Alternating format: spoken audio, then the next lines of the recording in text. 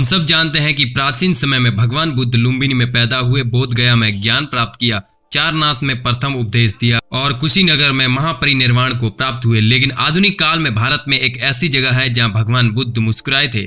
कहानी 1974 की है। दुनिया भर की तमाम जासूसी संस्थाएं भारत की बड़ी हलचल की टो में लगी थी। सारी दुनिया को पता था कि यहाँ कुछ बड़ा हो रहा है, लेकिन वो बात क्या थी इसकी किसी को भनक भी नहीं थी।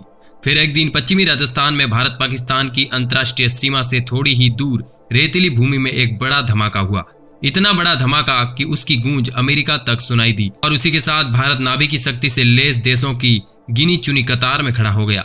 भगवान बुद्ध पोखरण में मुस्कुरा रहे थे। जी हाँ, यह विडंबना ही थी कि दुनिया के सबसे विनाशकारी हथियार के परीक्षण कार्यक्रम का नाम दुनिया में सत्य और अहिंसा संदेश फैलाने वाले भगवान बुद्ध के नाम पर स्माइलिंग बुद्धा रखा गया।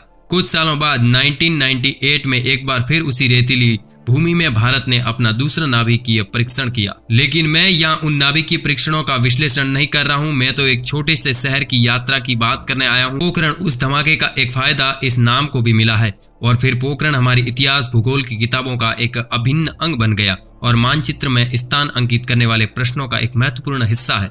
उस नाभिकीय परीक्षण ने पोखरण का नाम पूरी दुनिया में फैला दिया। लेकिन समस्या यह थी कि एक सैलानी के लिहाज से इन बातों का ज्यादा महत्व नहीं था। नाभिकीय विस्फोट वाले परीक्षण स्थल को, जो पोखरण से करीब 40 किलोमीटर दूर पोखरण जैसलमेर राजमार्ग पर स्थित खेतोलाई गांव के पास है, वहां आम लोगों को जाने के लिए इजाजत नहीं है। इसलिए पोखरण घूमने का कोई सवाल ही नहीं था। मैं तो जैसलमेर से जोधपुर हाईवे पर मोटरसाइकिल की सवारी का लुत्फ उठा रहा था। पूर्व निर्धारित योजना के अनुसार तो मुझे पश्चिमी राजस्थान की सैर के बाद जैसलमेर से ही दिल्ली के लिए वापसी कर लेनी थी। लेकिन जैसलमेर भ्रमण के बाद मेरे पास 3 दिन की छुट्टियां बची थी। मैंने सोचा कि इन 3 दिनों में क्या किया जाए, तो हम चले गए पोखरण। तो दोस्तों, यह था पोखरण के बारे में नाभिक के परीक्षण का। लेकिन अब हम बात करेंगे पोखरण के किले के बारे में। बालागढ़ के नाम से 14वीं सदी में निर्मित पोखरण का किला अपने बाकी पड़ोसियों जैसलमेर, जोधपुर या बीकानेर जैसा भव्य और विशाल तो नहीं है। यहाँ के इतिहास की आप एक झलक जरूर देख सकते हैं। पुराने सिल्क रूट पर स्थित होने की वजह से यह व्यापारियों के लिए महत्वपूर्ण पड़ाव था। प्रवेश शुल्क है यहाँ पर 20 रुपए। डिजिटल कैमरा लेकर जाते हो तो 50 रुपए अतिरिक्त शुल्क लगता है। इस किले का एक भाग आम दर्शकों के लिए खुला है, जहाँ एक संग्रहालय है। कुछ मंदिर और दीवारों पर रखी तोपों को देख सकते हैं। संग्रहालय में पोखरण के ठाकुर परिवार के शस्त्रों, परिधानों, हस्तशिल्पों और स्थानीय कलाकृतियों का आनंद लिया जा सकता है।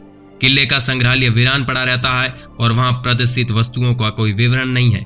शीशे के बॉक्स में सभी चीजें बंद तो है। पहुंचे ज्यादातर सैलानी यहाँ तो रामदेवरा में बाबा रामदेव के दर्शन करने आते हैं या फिर वहां जाते रहते हैं किसी धार्मिक भावना और वसीभूत। संग्रहालय के कांच के बक्सों के रूप में पैसे, अपने फोटो, विजिटिंग कार्ड वगैरह भी डाल देते हैं, जिससे पूरा संग्रहालय ही अव्यवस्थित सा नजर आता है। किले में छोटे छोटे मंदिर भी हैं। मुझे रघुनाथ का मंदिर भी दिखा, लेकिन एक छोटा सा मंदिर खुला था। प्रथम तल पर स्थित उस मंदिर की पुजारी वैसे तो नीचे भूतल पर गप्पे लड़ा रही थी, लेकिन मुझे उधर आता देख दूसरी महिला इशारे पर वो लपक कर मंदिर में पहुंच गई ताकि मुझसे कुछ दान दक्षिणा ले। तो दोस्तों, यह थी कुछ जानकारी पोखरण के बारे में। आए दिन हम ऐसी ही जानकारी राजस्थान से जुड़े प्रमुख जगहों की लाते रहते हैं, इसलिए हमारे चैनल को लाइक करके सब्सक्राइब जरूर कर दीजिए। मिलेंगे नए और एक्साइटिंग वीडियो के साथ। तब तक के लिए जय हिंद, जय भारत।